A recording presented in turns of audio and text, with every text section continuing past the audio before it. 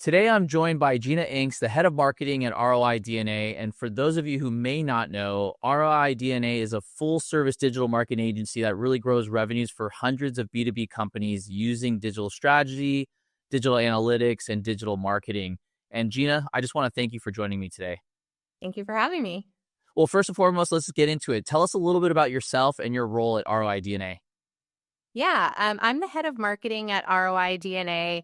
I've been at the agency for a little over 5 years now. We primarily focus on B2B and ABX strategy for our clients. So we definitely look at the ecosystem of paid, owned, and earned media, and then the impact that has on driving, revenue accelerating results for our clients. We do pretty much everything from ABX, SEO, creative, MarTech, and now we're really helping brands navigate the, how AI is changing and impacting the game in search and buyer behavior. Awesome. Well, let me ask you, let's jump right into it. So the agentic marketing movement, as that term is coming up more and more, has arrived and AI SDRs are at the helm.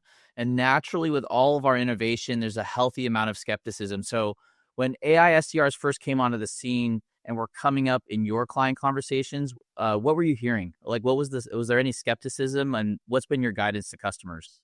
Yeah, there's definitely a lot of skepticism. I think marketers in general are always just a little bit skeptical of any kind of new tool, especially one that is so impactful on their bottom line or their revenue or anytime it's speaking on behalf of the brand.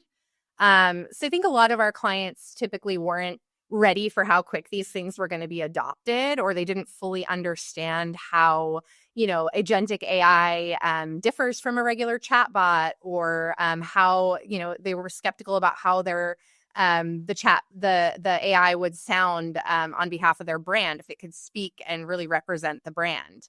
And our clients really come to us for guidance on this to really understand where they can play in that space. And I definitely think like our clients seeing us implement Piper on our site and the awesome results that it's driven for some of our early adopters goes a really long way. There definitely has to be some safeguards and guardrails there, and the human touch and strategy is always really what guides that innovation.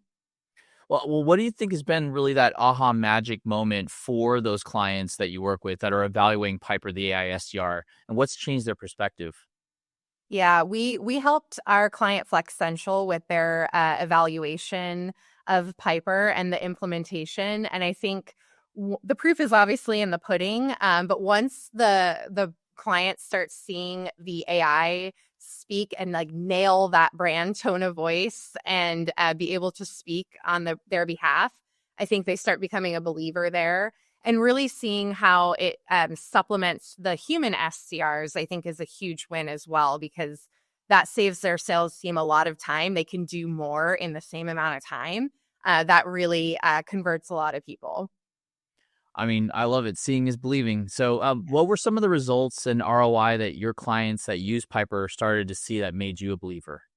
Yes. So I think for Flex Central, in the first month that they implemented Piper, they had almost 200,000 in their pipeline. They had closed 2 significant deals. So closed 1 opportunity, revenue attributed to Piper, which is amazing to see.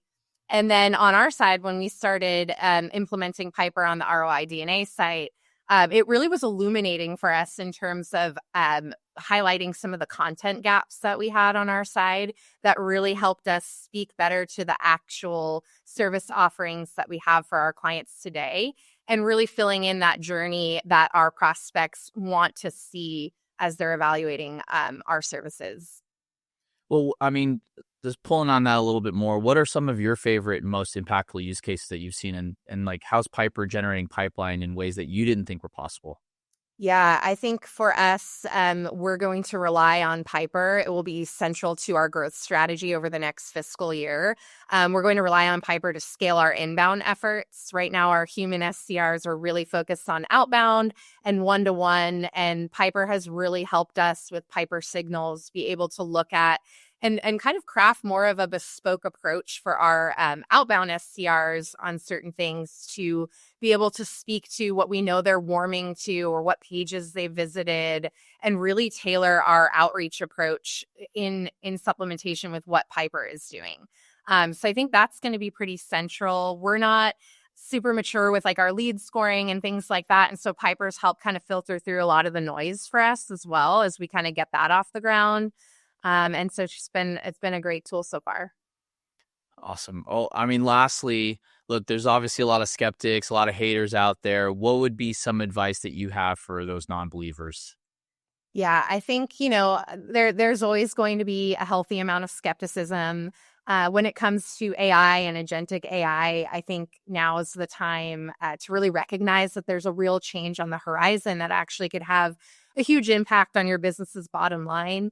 You don't want to get left behind. You don't want to jump too quick, but you also don't want to get left behind. And I think working with a really, top class tool like Piper and Qualified is really the way to go when you're looking to scale your tech stack with AI. We definitely believe in the power of AI at ROI DNA, but we always know it is critical to have that human touch and strategy component alongside that to really make it work for your business. Awesome. Well, Gina, I want to thank you. I want to thank Brian at ROI DNA and for the great partnership that you have with us and for the discussion today. Thank you. Wow. Thank you.